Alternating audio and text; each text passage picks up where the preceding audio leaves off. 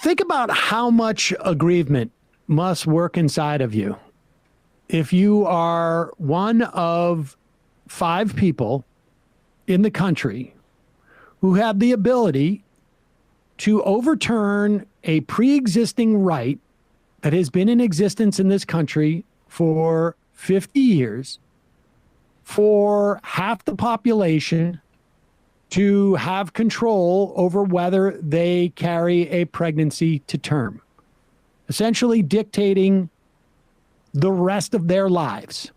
That it was essentially you stripped those people of their right to do that.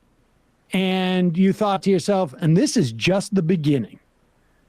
Imagine how much self-aggrievement you must have embedded in yourself to be upset that you are criticized for it, even though you cannot lose your job under any circumstances ever, short of death. Ladies and gentlemen, I give you such a man.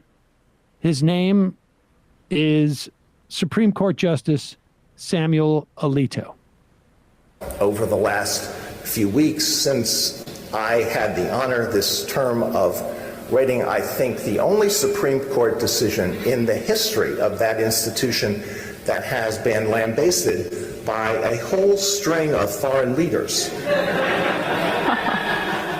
who felt perfectly fine commenting on American law.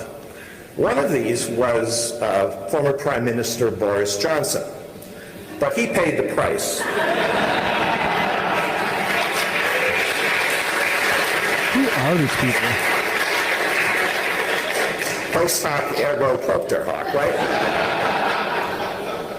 But others are still in office. President Macron and Prime Minister Trudeau, I believe, are too. But what really wounded me was when the Duke of Sussex addressed the United Nations and seemed to compare the decision, whose name may not be spoken, with the Russian attack on Ukraine. It's pathological. And let's be clear where he is being feted. He is at the Religious Liberty Summit in Rome.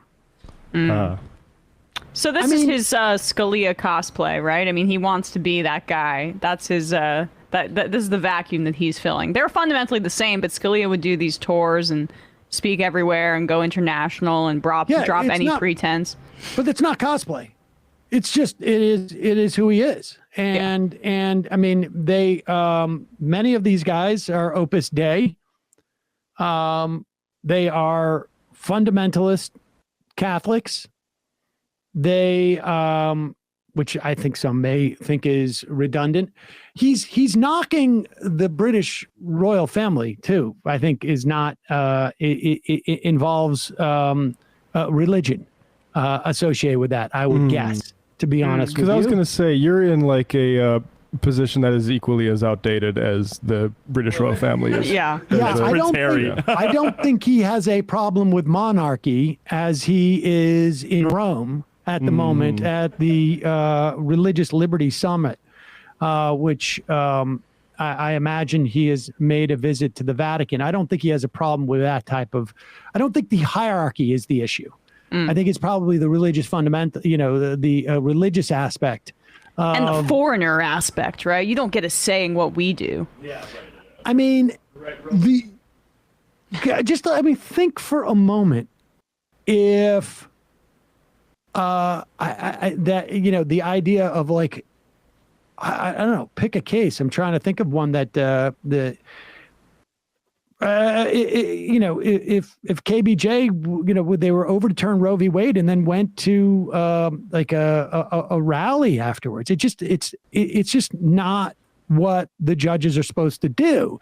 You should not be going to an advocacy group on this issue that is ostensibly a function of simply the rights that are afforded to human beings, right? Like, because advocacy, theoretically, if you're on the court, should have nothing to do with this. Well, yeah, but this is where he can really let his hair down or let his beard grow, for that matter, in these religious conferences where you can drop all pretense. Hey, this was not about fundamental rights. This was about me delivering for you guys, and now I feel like I have the opportunity to speak candidly about this. And then comes the personal aggrievement, as you say, Sam. The world's against me, one of the 9 most powerful people in the United States. It really is. It's against me. I'm the guy that's the victim here. And he speaks with like such, I don't know if sarcasm is the right word, but snide. Snideness. Yeah, like sniveling the whole time. About the way that he arrived at this decision. It's so personal for him, and there's so many layers of just complete misunderstanding, or not misunderstanding, but lacking of fully grappling with the reality of how this is going to affect so many millions and millions of people. But it's really about my personal beef with Prince Harry.